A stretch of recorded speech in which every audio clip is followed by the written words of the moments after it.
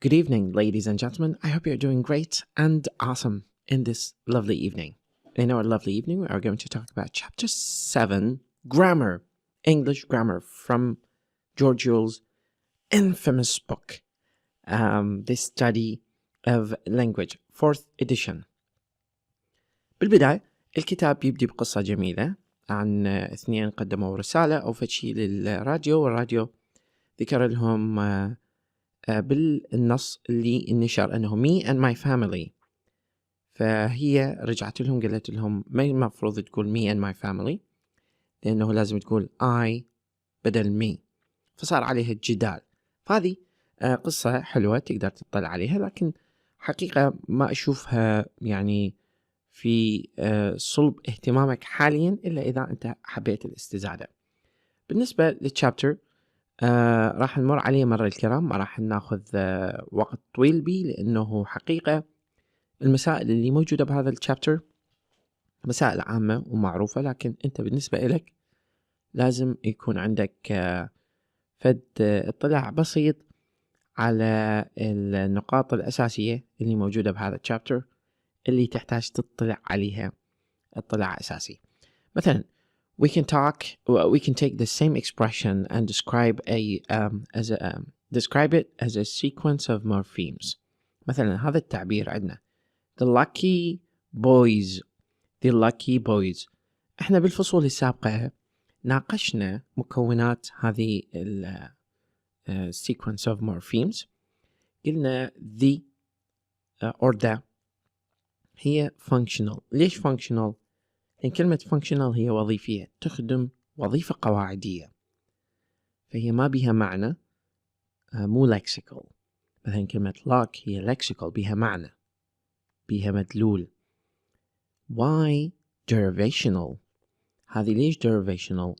هذه derivational لأن يشتق من luck اللي هي noun adjective، فغيرت الكاتيجوري أو الكلاس مالت luck من noun إلى adjective، فبالتالي هي derivational مو inflectional.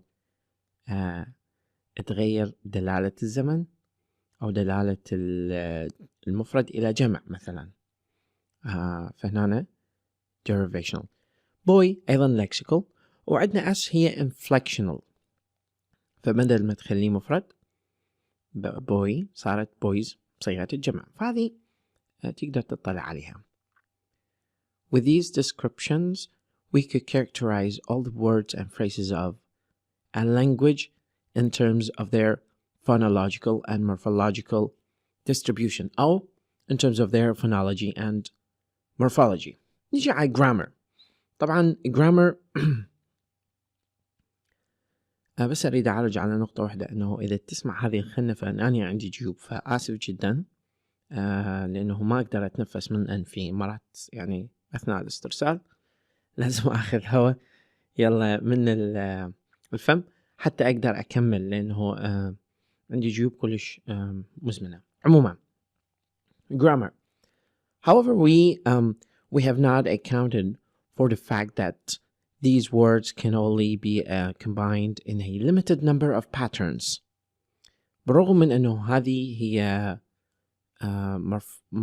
morpheme sequence أو تتابع مورفيمي، لكن إلها أنماط معينة، يعني مو جزافا تستعمل، بيها أنماط معينة وبيها سلوك معين يخلينا نستعملها بهاي الطريقة. شلون ما شفنا ويا الفونتاكتكس، فعندك مثلا boys the lucky boys the، تحسهم اثنينهم خطأ. ممكن بعض اللغات الأخرى هذا الشيء صح، لكن باللغة الإنجليزية هذا الشيء is ungrammatical.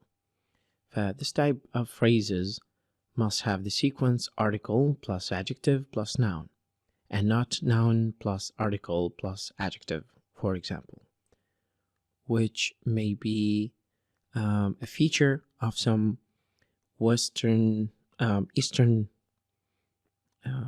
languages. We don't know. I'm not very keen and specialized in that part. The process of describing the structures of phrases and sentences in such a way that we account for all the grammatical sequence in a language and rule out of in a language rule out all the ungrammatical sequences is one way of defining grammar. So this is what grammar is. It is the kind of definition assumed when we talk about the grammar of English as opposed to the grammar of Swahili, Tagalog or Turkish. يجي على traditional grammar أو grammatical تقليدية grammar تقليدية. طبعا لحد فترة قريبة اللي هي 1700 و بداية 1700 الإنجليزي ما كان عندهم قاموس. فسير ويليام جونز أعتقد ألف قاموس، ومن هذا القاموس كان أكو تبويب للقواعد، فاستند على قواعد اللاتينية والقواعد الإغريقية في تركيب وهيكلية الجمل. من استند عليها طبعا هيكلية وقواعد syntax morphology مالت اللاتين والجريك تختلف عن الإنجليزي، بس لين ماكو كان مصدر آخر استندوا عليهم، فهذه يسموها traditional grammar اللي مستندة بأصولها على Latin and Greek. For the term article, adjective and noun that we use to label the grammatical categories of the words in the phrases the lucky boys come from traditional grammar. طبعا شنو parts of speech اللي هي ضمن traditional grammar؟ عندك terms such as adjectives and nouns are used to label forms in the language as part of the speech of a word class. The technical terms used to describe each part of a speech are illustrated in the following sentences, and example definitions of each are listed below. The lucky boys found a backpack in the park and they opened it carefully. فعندك article, adjective, noun, verb, article, noun, preposition, preposition.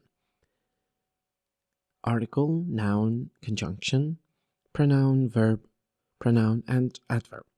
مسؤوليتك تعرف هذولي تعاريفهم إذا احتاجت الموضوع هذا لاحقا. فعندك noun are words used to refer to people, boys, objects, creatures, dog, places, school, qualities, roughness, phenomena, earthquake, and abstract ideas like love, as if they were all things. Articles are words like a and the, used with nouns to form noun phrases classifying those things. Adjectives are words used typically with nouns to provide more information about the things referred to, like happy people, large object, a strange experience. Verbs are the chassis of the English sentence, are words used to refer to various kinds of actions like go and talk. Prepositions, adverbs. Adverbs are words used typically with verbs to provide more information about actions. Prepositions are words like at and on, near, with, and without, used with nouns and phrases providing information about time, at 5 o'clock, in the morning, and so on and so forth. Now we come here, we need to take a sneak peek at the other part that are necessary for our discussion tonight or this morning.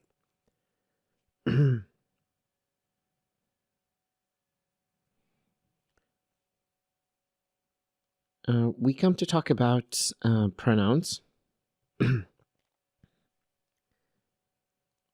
Pronouns are words like she, herself, they, if used in place of noun phrases. ضمائر تستخدم بدل العبارات الاسمية. Conjunctions are words and but because when used to make connections and indicate relationships between events. For example, Chantal's husband was so sweet, and he helped her a lot because she couldn't do much when she was pregnant. So the basic definition of this type are used for identifying most forms in a language such as English, but they are not completely reliable. A different approach might focus on some other properties of the part of speech. For example, a noun can be defined as a form that comes after the article a and the, and can take inflection or possessive, like s, and plural, s for plural. Of course, not all nouns, like for data, information, mud, cannot be inflected properly. Agreement أو شنو agreement هو التوافق بين الفاعل والفعل. In addition to the terms used in the parts of speech, traditional grammar analysis has also given us a number of other categories, including number, person, tense, voice, and gender. These categories can be discussed in isolation. طبعا هذه ممكن تناقش بصورة منفصلة. But their role in describing language structure becomes clear when we consider them in terms of agreement. For example, we say that the verb loves agrees with the noun Kathy in the sentence. Kathy loves her dog. This agreement is partially based on the category of number. يعني على أساس الرقم هي مفرد فصارت الفعل agrees with فصار الفعل loves with the category of person, which covers the distinction of first person involving the speaker, the second person involved hearer, and the third involving any others. The different forms of English and pronouns can be described in terms of person and number. نروح ل grammatical gender. طبعا الفرق بين خلينا نتحدث عن grammatical gender والفرق عن السكس. ممكن من ناحية راح تشكل عليك، لأن كلمة sex هي الجنس، وكلمة gender هي من يا أما مذكر أو مؤنث، يا أما masculine أو feminine. بالنسبة للغات هي تتعامل ويا المكونات الموجودة بالحياة على أساس gender، يا أما masculine أو feminine، بس مو sex. لأنه sex تخيلها أنه مرات الكتاب إذا تقول السكس مالته شنو ما يصير، لأنه هو ما عنده مثلا الأعضاء البشرية اللي عند الإنسان، فما نقدر نتعامل وياه من أساس السكس، لازم نتعامل وياه من أساس الجندر، يعني مع التأنيث أو التذكير. هذا الفرق. دائما مثلا كلمة book ما نقدر نقول what's the sex of book، what's the gender of book in English for example. بالإنجليزي طبعا هذا من تتعمق باللغة راح تعرف أنه بعض الكلمات بها إيحاءات ذكورية، بعض الكلمات بها إيحاءات أنثوية. مثلا كلمة sun بالإنجليزي نعتبرها مؤنث لو مذكر، احنا بالعربي نعتبرها مؤنث، بالإنجليزي أكو بيها حس رجولي فماسكولين مو feminine. moon يعتبرونه feminine، بالعربي نعتبره masculine بالعكس، في شوية اختلاف اللغات. فهذا ملخص لما موجود هنا. وعندك طبعا أمثلة من اللغات الإسبانية واللغات الألمانية. عندك مثلا هنا تناقش Spanish for example has two grammatical genders, masculine and feminine, illustrated by the expression el sol, the sun, and la luna, the moon. German uses three genders, masculine, der Mond, the moon, feminine, die Sonne, the sun, and neutral, حيادي, das Feuer, مثلا the fire, das Feuer. يعني هاي يعتبر يخلي das Feuer يعني هذا neutral، لا هو feminine ولا هو masculine. We should emphasize that this gender distinction is not based on a distinction in sex. يعني هو ما له علاقة بالتمييز بين الجنس، يعني أنثى أو ذكر، لا، من gender مو من sex. هذه أحفظها. طبعا عندنا تحليلات تنقسم قسمين: التحليلات الوصفية والتحليلات الملاحظاتية. طبعا اكو وصف يسمونه نصي، يمشون على النصوص اللي جاية من اللاتيني واللي صار عليها إشكالات. اكو مدرستين باللغة، خلينا نفهم هذا، خليني اشرح لك اياها بغير طريقة. اكو مدرسة المحافظين، هسه شلون احنا عندنا الاحزاب السياسية بامريكا مثلا، حزب المحافظين، حزب الديمقراطيين. حزب المحافظين يقول لك احنا لازم نعتز بإرث اللغة الإنجليزية اللي مستند على اللاتينية ولازم نحافظ عليها. فاللغة هي الأكاديمية، هي الروح الأكاديمية اللي تمثل العصور اللي انتقلت من عندها الإنجليزية. وأكو قسم ديمقراطي يقول لك لا، اللغة هي descriptive، احنا مجرد نلاحظها ونكتب عليها ملاحظات. descriptive مو prescriptive، هي مو وصفية، يعني مو أجيبها مثل وصفة من الصيدلية ولازم أخذها نفسها. فتخيل أنه شلون تعرف الفرق. دائما أتذكر prescriptive هي مثل كلمة prescription اللي هي وصفة الدكتور، لازم تمشي بحذافيرها. كلمة descriptive لا، تقولها describe it to me، أنت بطريقتك اللي تحبها. فالفرق بيناتهم أنه prescriptive هي more traditional، يعتمدون على أساس اللاتيني والكتب الخاصة بالقواعد من كامبريدج وأكسفورد اللي اعتمدت على المذهب اللاتيني واللغة اللاتينية والأغريقية. The notion of appropriateness، طبعا مختلفة على كلمة appropriateness، يعني هي تناسبية النص، تناسبية الكلمة مع الوسط الاجتماعي اللي تستخدم به. For a particular language has not always been a consideration. In traditional grammar books, tables such as following were often presented for English verbs. مثلا first person singular I love ammo, second person singular you love amas. فاستندعوا على هذا على التحفيظ. فهذه يسموها prescriptive approach. طلبة الماجستير والدكتوراه راح يتعمقون بهذا المجال راح يعرفون تفاصيلها أكثر. فإذا طلب من عندك نقدم شرح بسيط عنها، تقدر بكل سؤال تقول the descriptive approach، تشرح مقدمة أنه هذا النص this view of grammar as a set of rules for the proper use of a language is still to be found today and may be best characterized as prescriptive. Some familiar examples of prescriptive rules of English: you must not split in infinitive. مثلا يقول لك ما المفروض تقول I want to kindly thank you، لا، لازم I want to thank you kindly or kindly I want to thank you. يعني ما تفصل. You must not end a sentence with a preposition. Where are you going to؟ هذا ما المفروض تقولها مثلا. فهي حقيقة المدارس الحديثة بدأت تبتعد عن هذا الساحل المتشدد من اللغة.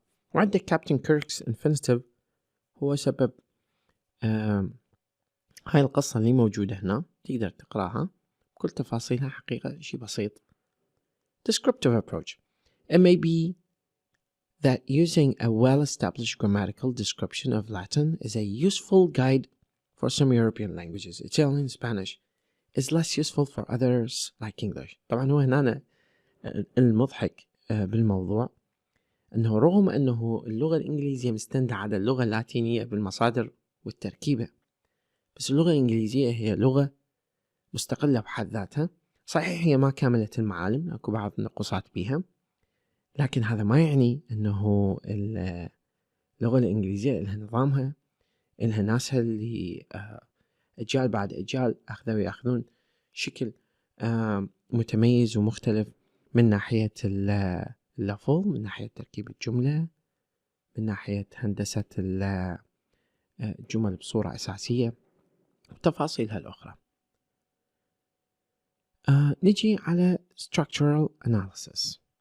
طبعا one type of descriptive approach is called structural analysis. شو structural analysis?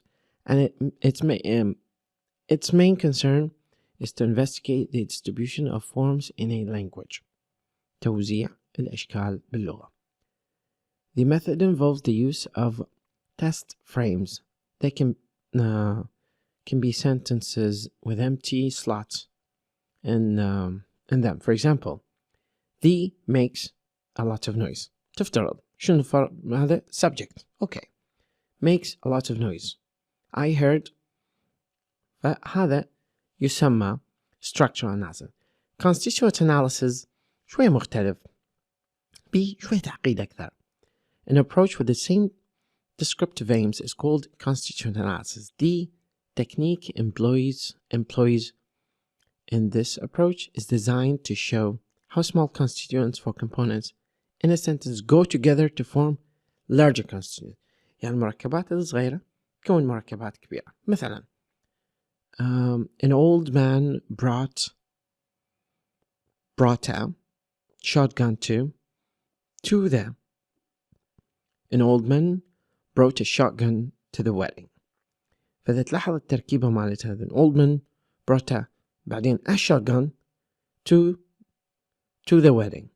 فهذه التركيبة مالتها. فكل ما تلاحظ هنا ذا وحدها بعدين ذا ويا dog بعدين هذه كلها loved وحدها بعدين loved the girl بعدين loved the girl. okay.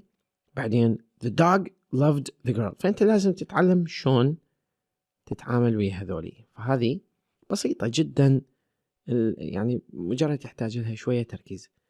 Gaelic sentences ما راح نناقشهم لكن بصورة أساسية أريدك تنتبه أنه هنا شلون مثلا إذا طلب من عندك constituent analysis شلون راح تسوي.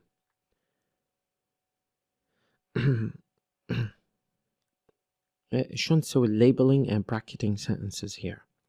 تفترض احنا عندنا مثلا كلمة dog loved the girl. ذا ويا من تجي ويا dog فخليهم بين قوسين هذول القوسين الصغار. بعدين تجي loved هي وحدها لأن هذا الشخصي كلمة وحدها فعل.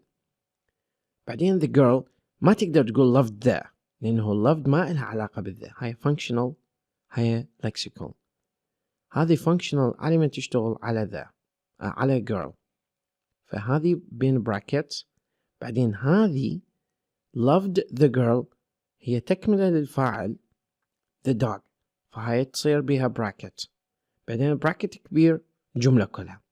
في الجملة كلها البراكتس الكبير. بعدين the وحدها يعني مو صعبة تخلي بين أي كل كلمتين خليهم بين قوسين. هذه brackets المربعات. ف article nouns NP noun phrase verb وهكذا. هذا ملخص بسيط كان للفصل